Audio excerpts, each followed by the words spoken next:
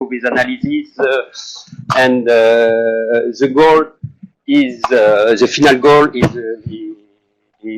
to enhance monitoring analysis, and to do that we need to know how the feature we choose are correlated with pH or metabolism. So we will do that, and we want to focus on dynamics. As Massimo tell you about, there is a standard deviation what is complex to deal with. So if we consider a signal stationary signal, so as the fetus is in a state, don't move during this window of time, we can compute the mean, the standard deviation.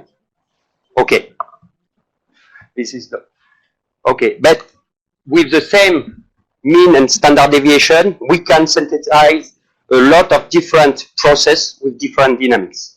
Okay, and generally we characterize the dynamics by the correlation function. Okay, that is independent of the mean and the standard deviation of the signal. Okay, it's totally independent. And this characterization, we need a parameter which is the scales. In fact, the correlation between 2 points separated by time tau. Okay, so to describe dynamics, we need features that do not depend on the statics, I would say, features, mean and standard deviation, and which has a parameter which is the scales. Okay, so here we will choose so feature independent of mean and variance, and look at different scales, so we can say if there exists a characteristic scale or not. Look at short-term dynamic and long-term dynamic. Okay, no. Okay, so okay, the experiment. So it's a very unique experiment, a very nice experiment, where you see the beat per minute, okay, the beginning of the experiment, and during the experiment they are doing umbilical cord occlusion of different length, 1 minute occlusion for 5 minutes resting in magenta, and after more and more severe occlusion and recovery. What is really nice, it's regularly they take blood sample, and I show when they took blood sample. So we have the pH, we have things. We have 20 animals in 3 groups: hypoxic, normoxic, and lipopolysaccharide induced. Okay, and for each experiment, so you see that in this minute we have around 5-6 hour recording, and okay, and it's all. So it's a BPM sample at 4 Hz, normal. Okay, so I will go slowly. What I'm doing, I will do a window with sliding window analysis. So I take a window of 20 minutes and I shift it every 5 minutes. So I suppose in this 20 minutes window, the state of the fetus is constant, no change. Okay. So the first feature I choose is the entropy rate of the standardized signals. The meaning is information that is bring back a point which is distant of a distance which is distant of 2. Okay? For Gaussian signal is exactly the same as the correlation function. Okay? It's totally related to the correlation function. But for non-Gaussian signal, it takes much more information. This quantity, you certainly know it because it's similar to sample entropy or approximate entropy, but it's an estimation of the same quantity. Here we just use it, compute it with a K-nearest neighbor method. That is not important. So what I just want to show you is the correlation and mutual information in general go from a large value, 1, and go to 0 when the time scales go to the infinities. Entropy rate is the opposite.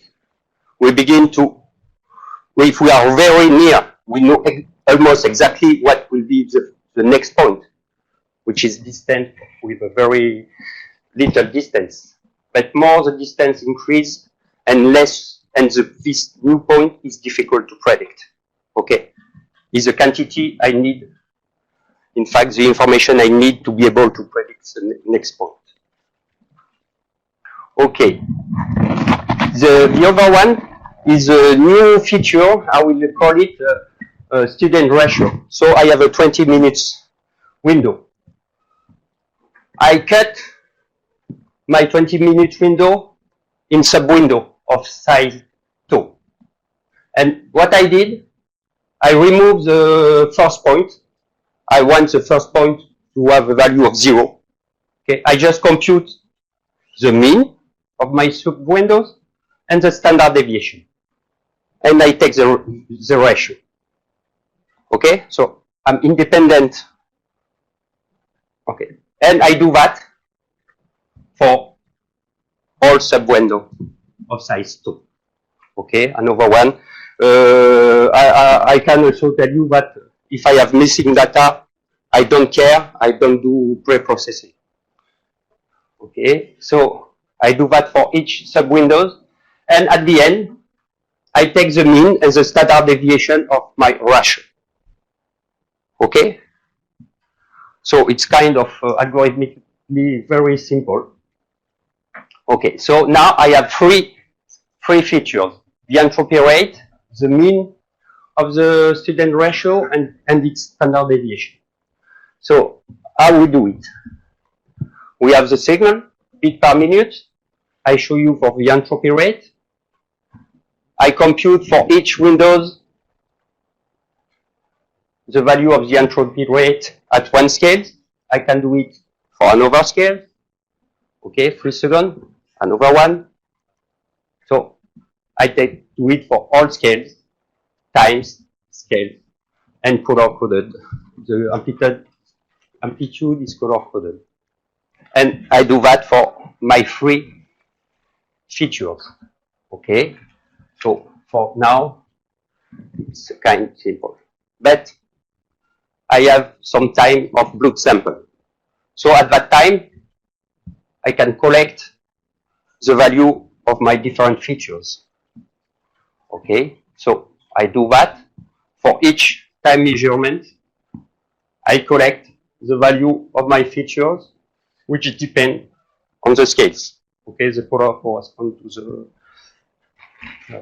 But now, at that point, at that time, I know the pH value and the metabolite, so I can try to see the relation and the correlation of this feature with the pH value. Okay, if I do that, I show you graph where on the y-axis you have the correlation coefficient in function of the scales, the size of the windows, for the 3 features.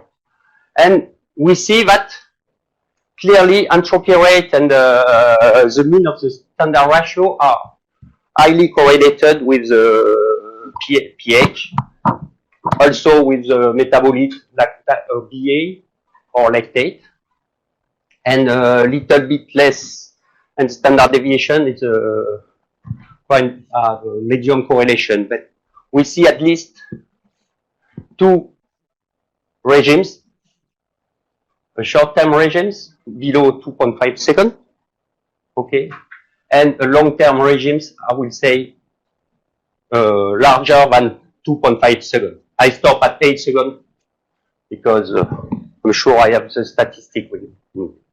So to be able to simplify the representation, we say, okay, I just average my features in the first regime, short term or long term. Okay, and so I can look at what is done. So I show you here, you have 4 plots. 3 of them are my 3 features. Long term, so I average between 2.5 and 8 seconds. And here you have the value of the pH. Okay? On the y-axis, you have the free group. And on the x-axis, we see where we are doing some mild UCO, moderate, or severe. And when I see that, I will say that I see no difference between the three groups. For long term, at least for the long term behavior regimes. For the short term, it's almost the same. We see a big difference for the standard deviation, but the same with no clear difference between the three groups. So, okay. So now we will try to look at this feature. So I have 3 features. Okay, I have a space dimension of 3. So it's a little bit complicated. I just show one feature again another. So I have 3 plots. The standard deviation against the mean of the student ratio, entropy rate against the mean of the student ratio, and entropy rate against the standard deviation of the student ratio. And the point, the color of the point, refer to the pH value obtained at that time. And what we see for, and I show you it's the free for the long-term feature and short-term. And it's quite similar, but we see a central cluster where all the subjects are healthy. And when the pH begin to drop, we see that, in general, we see a large departure from the central cluster. But the problem is we see that we have a very large variability of the healthy cluster from subject to another one. So we will try now to focus on a single animal and to try to see how the dynamics evolves across times. Okay? So for that, I need a continuous time series of the pH. I have the pH only at the horizontal bar, vertical line. So I just suppose I take a constant pH for all time before the measurement. And so I can show you the feature now. Always the color is coded by the pH value. And we can follow in this plot the feature. And what we see is, here is a subject from the normoxic group. And what we see, if the subject is healthy, if the feature move but stay around the healthy state. When we begin to depart for a long time, the pH begin to drop.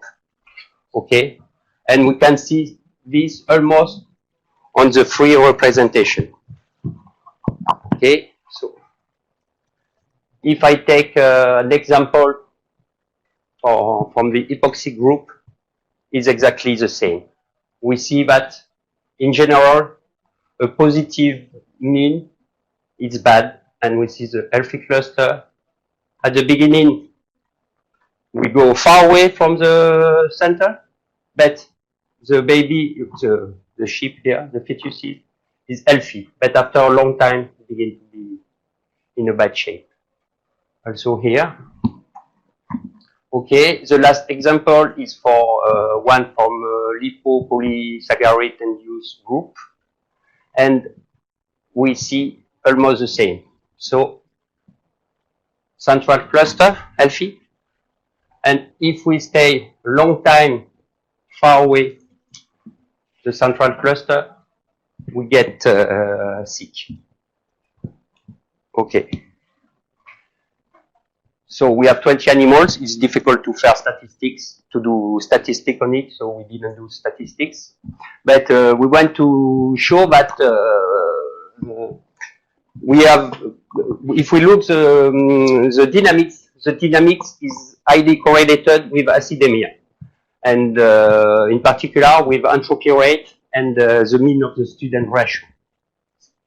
We separate it in two regimes, short-term and long-term. And the sliding windows analysis allow us to, in fact, follow the states of the baby. Okay, we can do it for 10 minutes windows and it's still working. But the problem is we have a large variability of the healthy state. So we need to look at one subject, to a single subject.